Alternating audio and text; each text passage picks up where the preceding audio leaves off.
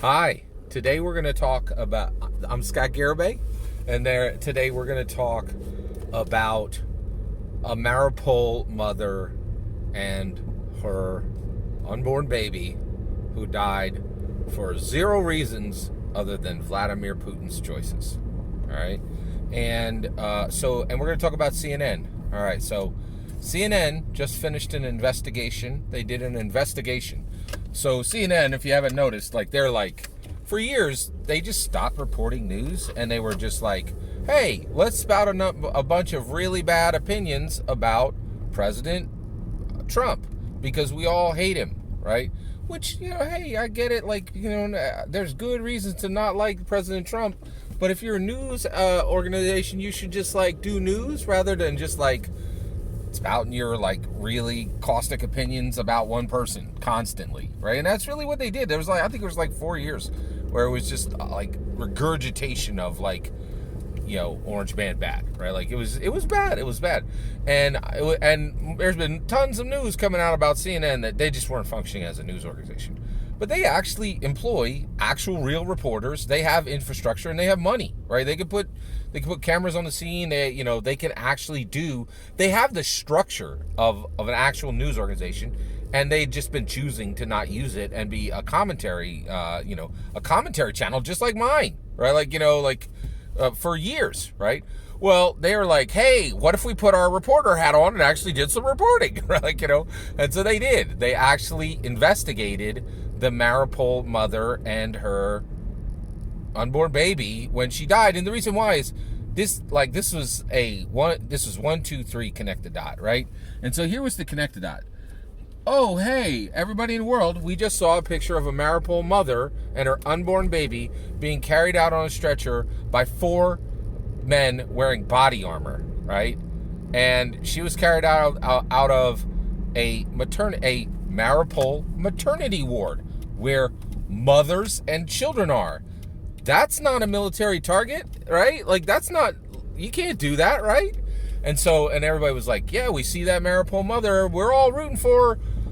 Go medical team. And then she and her baby died, right?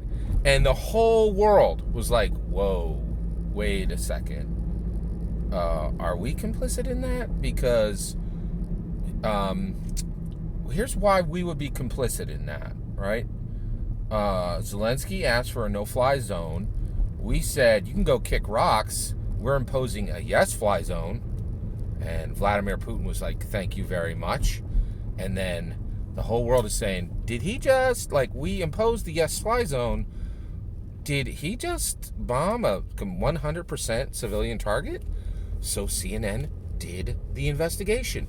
And they said they completed their investigation and found zero evidence that it was a military target in any way or it had been used by Ukraine in any military capacity. And then they also said, here's a whole bunch of evidence that this was a 100% civilian target that had a 500 kilogram high explosive device dropped from an aircraft on it. Yeah, exactly, right? So what I'm saying, right, is CNN is saying, yes, this actually happened, right? There's a Maripol mother with an unborn baby in her belly. We all saw the pictures. She was carried out on a watermelon blanket. It had green leaves at the top, pink, and then little, watermelon seeds. I know this because it's burned into my memory, right? And then I remember 3 days later when every news source said she and her unborn baby are dead, right? And this comes from nothing but Vladimir Putin's choices. Period. End of sentence.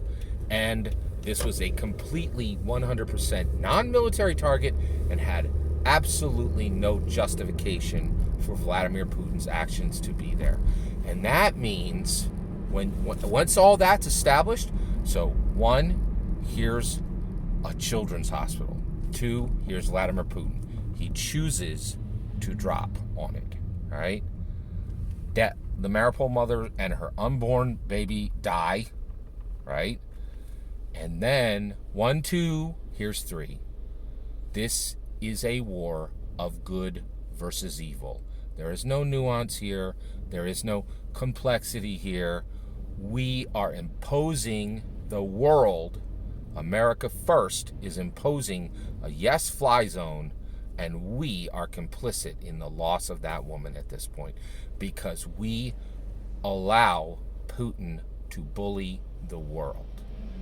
It needs to end. The world needs to do real things, not just toothless sanctions that literally carve out Putin's greatest assets so that his economic, hockey stick growth never ends, right? Like, we have to do real things, not things that allow us to pretend to have done something when we actually did close to nothing, right? And when, a global hero is saying, I need your help now, we were like, oh, yeah, we'll more sanctions. We have to do something, right? And I am putting this here because the revisionism is coming, right? It's already a creek with ripples in it. It will be a white-waved tsunami soon. And the reason why is there are a ton of people who are saying, yes, fly zone, yes, fly zone, yes, fly zone. And increasingly, situations just like this, people are going to go, this was a Vladimir Putin problem. When we continued to watch his villainy for weeks, doing nothing that actually mattered, then we became complicit. We became complicit. So if you are calling for a yes fly zone, you are complicit, in my humble opinion. In my humble opinion, every single day we don't rock Putin's world and bring the fight to him with everything the U.S. military has, we are complicit, right? We are complicit, in my humble opinion. The time for sanctions and talk is over.